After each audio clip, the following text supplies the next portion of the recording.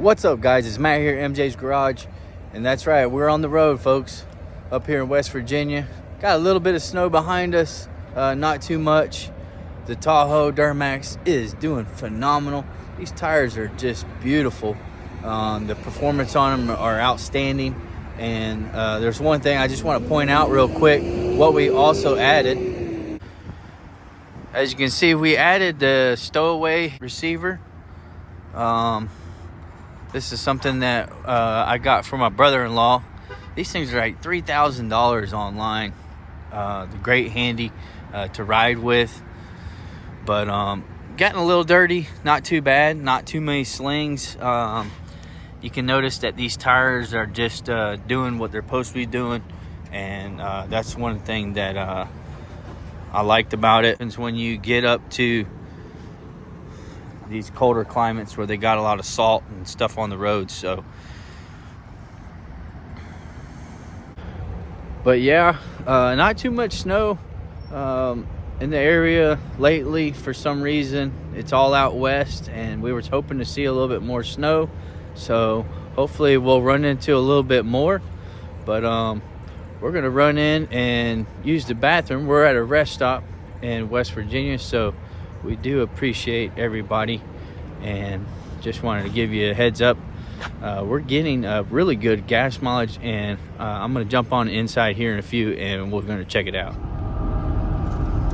So here we are. We're in the Tahoe Duramax and just cruising down a mountain, and running about 78. You can barely hear any road noise. You can hear a little bit of road noise on here, but it's not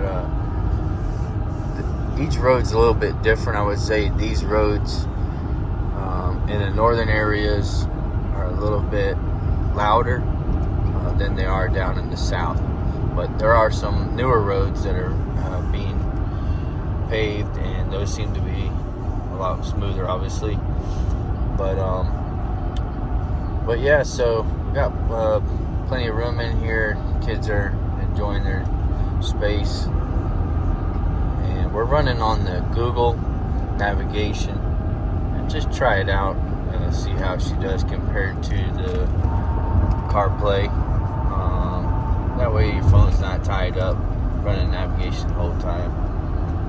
But in the back, we've got three youngest riding with us, and they're just hanging out in their own space. And we do got that third row all the way up, so that's nice about that Stowngo, is you don't have to lay down that third row, but it is something that you are going to need, especially when you are taking a family trip in a Tahoe instead of a Suburban or a Yukon XL or Cadillac Escalade as well.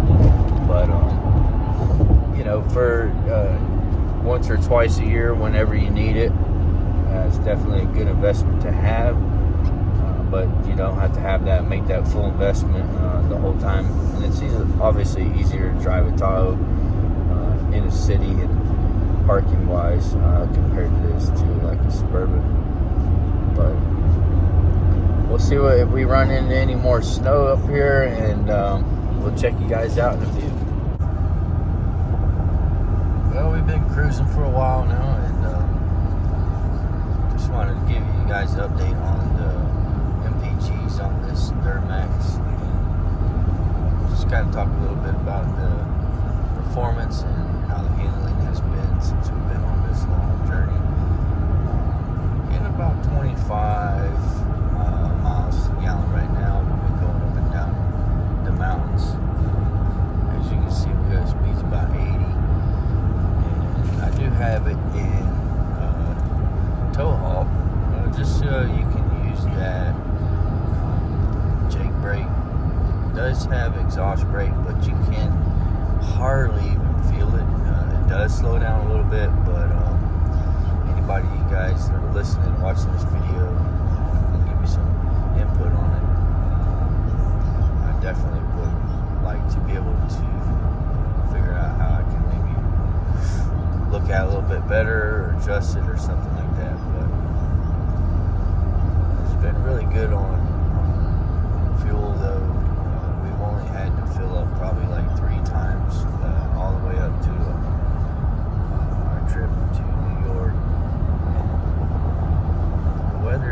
somewhat good. Not too bad. Been seeing lows about 28, so not too horrible. One thing I had mentioned in one of the videos before is one thing I would say to complain about is just the braking seems to slowing down a little bit coming in. Seems like the BMW had a lot better braking, obviously with the bigger M brakes that it had on there, but you can upgrade these and put the Brembos on it, so that might be something. I don't know why they didn't do that on the Duramaxes. Should have been standard, but other than that, the ride's been really smooth.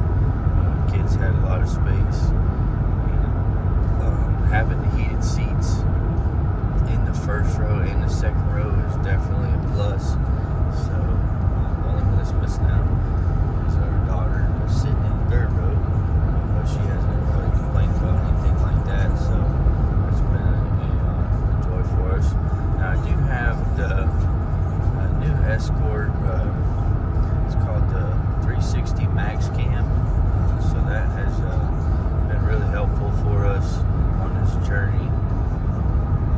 It does have a new app that you have to download compared to Escort Live. Now you can set up to do Escort Live, but it has a different app. I can't remember offhand what the app is, but anyway.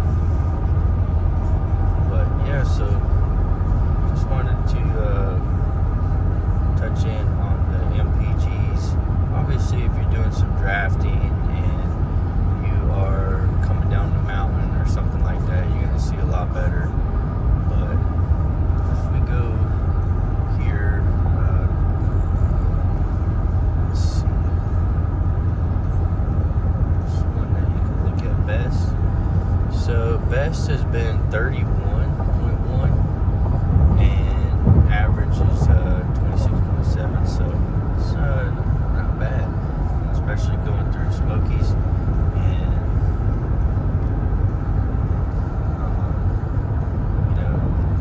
gotta be a little bit careful on the icy roads when it's cold out, but you can pretty much cruise on this thing.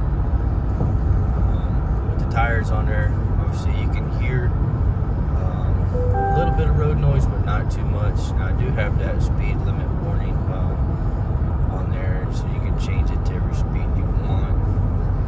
And the nice thing about the cruise, it does automatically slow down. The cruise also has the steer assist, so it will kind of pull you in and back into the lane nice and easy. So that's pretty nice to have. The BMW seemed to be a little bit more aggressive, I would say, on the lane assist. So I actually seem to like this one a little bit better.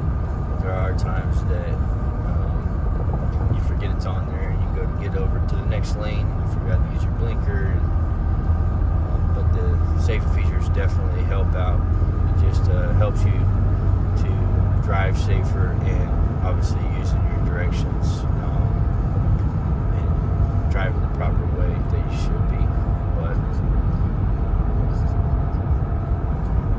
so yeah, so that's what we've got going on so far. We've got a little bit of ride heading back home. We've had a pretty good vacation and went up and checked out the falls. Not too much snow though. That's one of the things that's been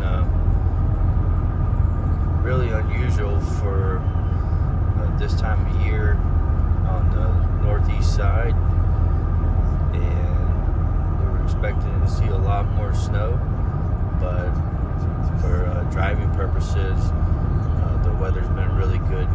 Last time we came up, we hit a snowstorm coming through Pennsylvania, and it got really bad. So luckily, we've been pretty fortunate and blessed to be able to have good travels going back. Now our son was with us on the way up, and he is already almost back to the house. So Well, folks, we finally made it back to Florida, and the Tahoe Duramax is super dirty. We brought it over here to our other house so we can get this thing cleaned up, detailed. We got a really good guy over here. They do great work, so it's going to need a full detail on this, get all that salt and everything off underneath. And we're going to show you right now what it looks like and how it performed overall.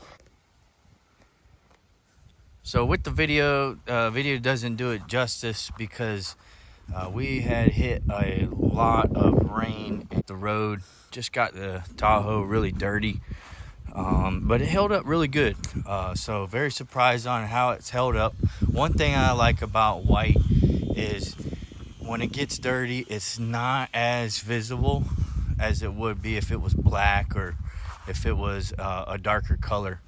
But we did take the tag off the back. We already got the Stowngo put up that my buddy let me use, and so we want everything to be clean before we put everything back on. So that was one of the details that really stuck out. You can kind of see as we get close up, this is just that salt that's built up off the road that they put down to keep that road from icing up. So we want to get all that off of there, and the tires held up really nice.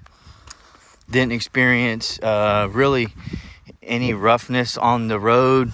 I noticed maybe a little bit of a humming between like 60 and 65, but it goes away. And I want to say I remembered that the same thing on my 3500 Duramax that I used to have these tires on. So the Toyo Open Country RTs are the way to go, especially on a vehicle like this, and to keep that nice quiet ride.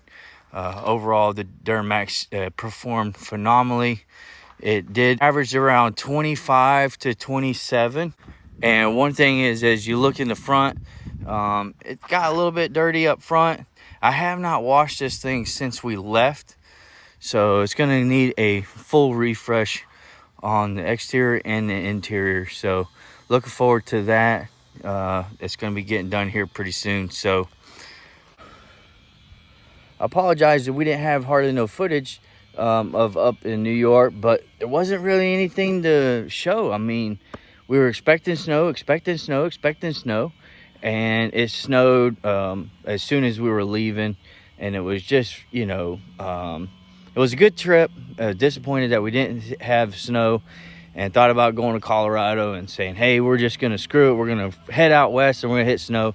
But it just wasn't meant to be, to hit that snow in the beginning of the year. But hey, that's all right.